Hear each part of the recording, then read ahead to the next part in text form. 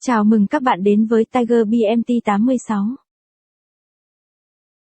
Lập trình AutoCAD sử dụng C-Thăng.net.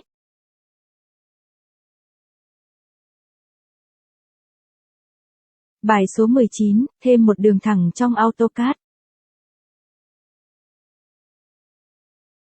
Đầu tiên mở Visual Studio. Mở lại dự án mà chúng ta làm trong lần trước. Chúng ta sẽ tạo một lệnh mới với chức năng thêm một đường thẳng trong AutoCAD. Chúng ta đặt tên lệnh mới là S-Line.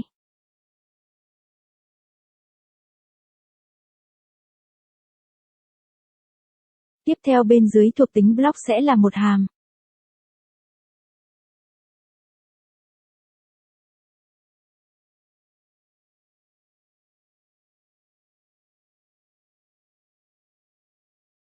Chúng ta sẽ tạo một biến document để lấy bản vẽ hiện hành.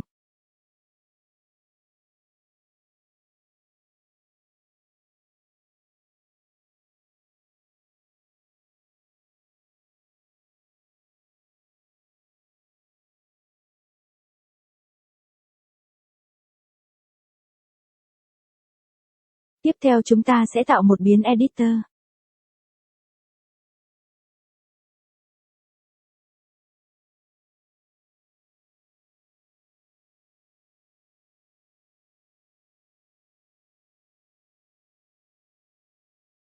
Và tiếp đến chúng ta sẽ tạo một biến database.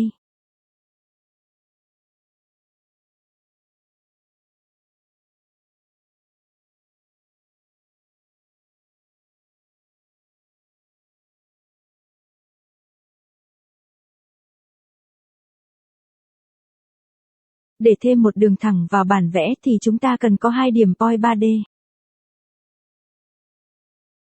Mình sẽ khai báo hai biến point 3D có tọa độ x, y và z lần lượt như sau.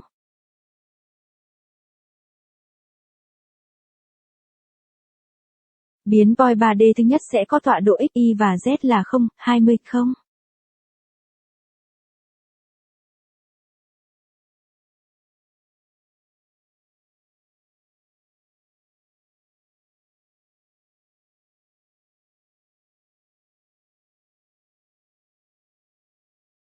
Biến point 3D thứ hai sẽ có tọa độ x, y và z là 20, 20, 0.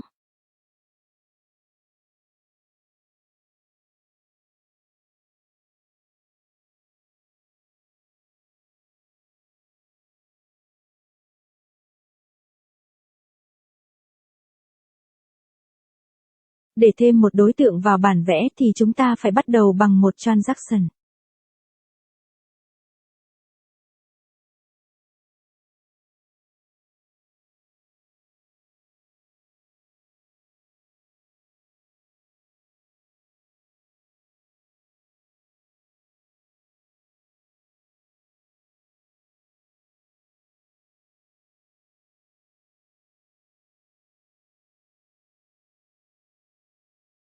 Khai báo một biến block table để mở block table để đọc.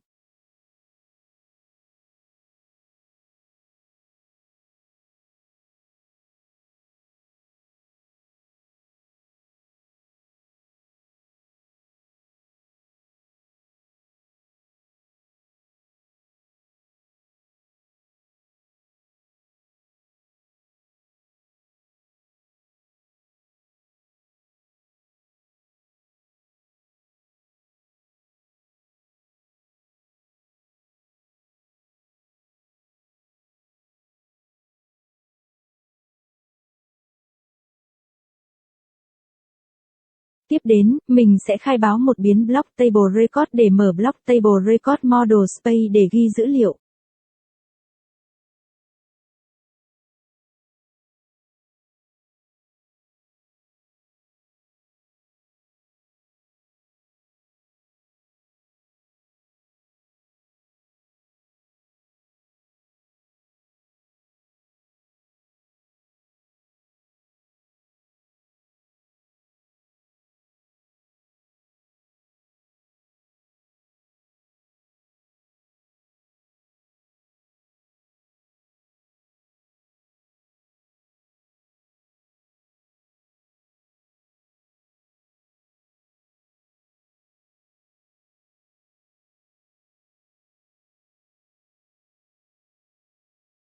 Khai báo một biến line, và truyền vào hai điểm kiểu point 3D.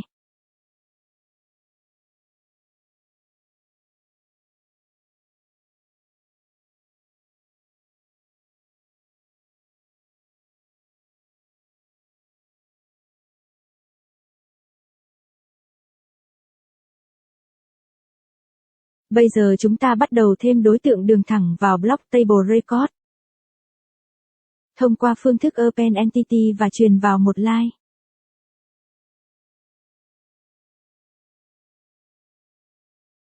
Rồi thêm đối tượng đường thẳng vào transaction. Thông qua phương thức Add Newly Created DB Object và truyền vào một line và mình sẽ để giá trị là true ở đây.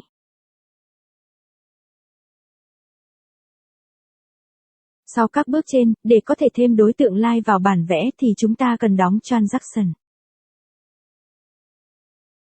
Để đóng được transaction thì chúng ta sẽ gọi phương thức commit.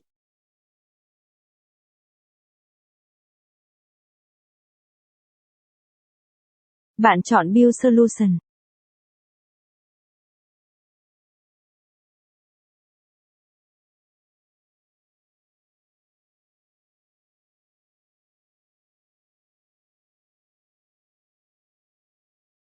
Tiếp theo, bạn hãy mở AutoCAD để tiến hành chạy câu lệnh bạn mới viết.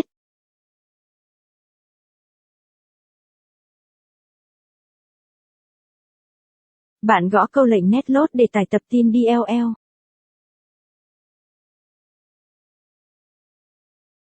Bạn gõ câu lệnh mới mà bạn mới viết là add line.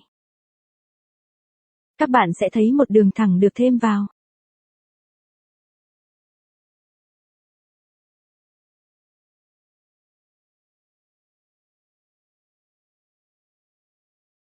Bạn đã viết thành công câu lệnh thêm một đường thẳng trong bản vẽ. Hẹn gặp các bạn trong video tiếp theo. Cảm ơn các bạn đã xem video này, nếu thấy hay các bạn hãy thích, nhận xét và đăng ký theo dõi kênh của mình nhé.